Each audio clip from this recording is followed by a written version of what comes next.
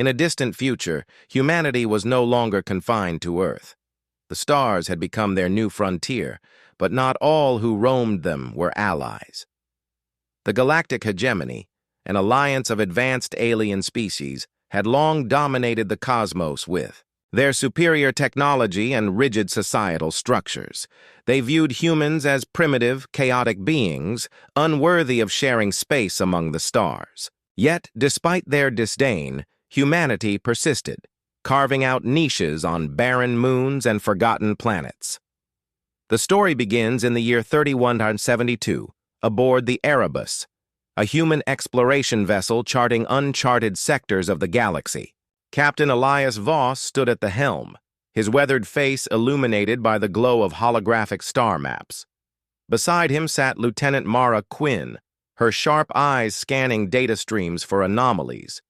Humanity's survival depended on finding resources and staying hidden from the ever-watchful hegemony. It started with a whisper, a faint signal emanating from an uninhabited planet deep within hegemony-controlled territory. It wasn't just any signal. It pulsed rhythmically, almost like a heartbeat. Against protocol, Captain Voss ordered the Erebus to investigate.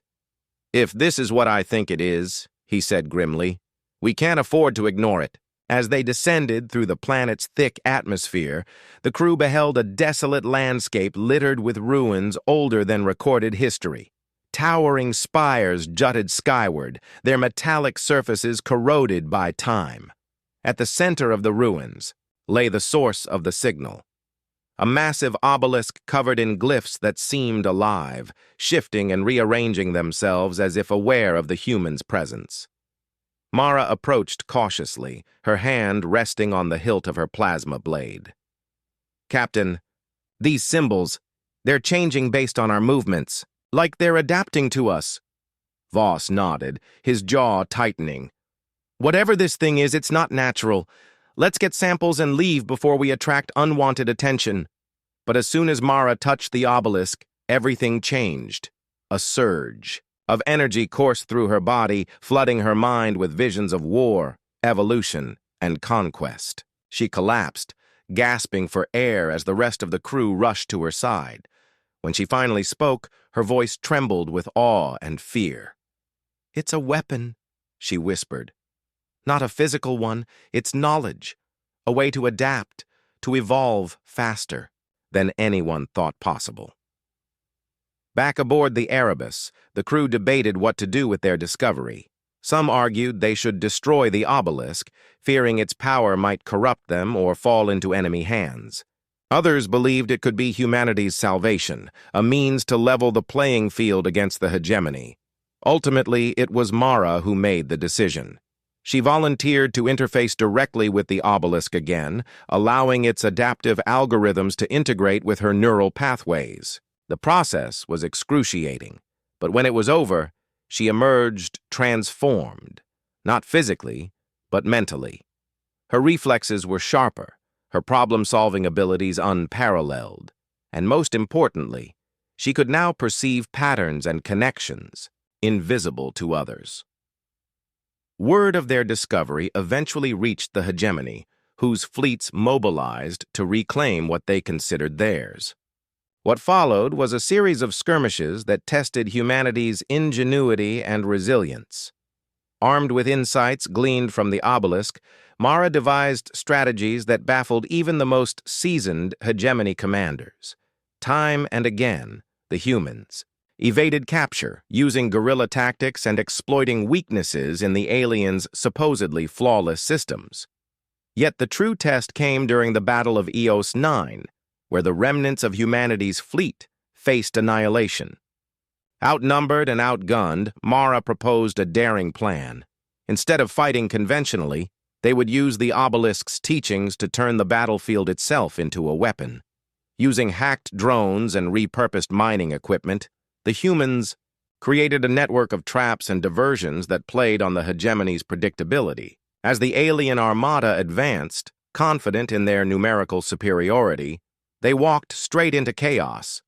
Entire squadrons were disabled by electromagnetic pulses triggered remotely, while decoy signals lured reinforcements into asteroid fields. By the time the battle ended, the once mighty Hegemony fleet was reduced to smoldering wreckage. Victory came at a cost. The strain of interfacing with the obelisk took a toll on Mara, leaving her increasingly detached from reality. Voices whispered, in her mind, urging her toward actions she couldn't fully comprehend. Still, she pressed on, knowing that humanity's survival depended on her ability to adapt and to teach others how to do the same. Under Mara's guidance, select members of the crew began undergoing partial integrations with the obelisk's algorithms. Slowly but surely, humanity evolved, not into something unrecognizable, but into something better equipped to face the challenges of a hostile universe. They learned to embrace change, to see every obstacle as an opportunity to grow stronger. Meanwhile, the Hegemony watched in growing unease. For centuries, they had relied on brute force and technological supremacy to maintain control. But now, they faced an adversary unlike any other, one that thrived on unpredictability and innovation. No matter how many ships they sent or weapons they deployed, they could never anticipate humanity's next move. Years later, as the Erebus drifted through the void, Captain Voss reflected on their journey. Humanity had always been underestimated because of its flaws, its emotions, its chaos, its refusal to conform, but those very traits had proven to be their greatest strength. While the Hegemony clung to order and stagnation, humans embraced uncertainty and growth. Mara joined him on the observation deck, her gaze fixed on the endless expanse of stars. "Do you think we'll ever stop running?" she asked softly. Voss smiled, placing a reassuring hand on her shoulder. "Not until there's nothing left worth fighting for." And so, humanity continued onward, carrying the lessons of the obelisk with them. They weren't perfect, nor did they claim to be, but in a universe ruled by fear and domination, they offered something different: hope. Hope that even the smallest spark of life could ignite a fire bright enough to challenge the darkness. For in the end, the true weapon wasn't the obelisk. It was humanity itself. Adaptability, resilience, and the will to survive against all odds. Those were the qualities the Hegemony could never match.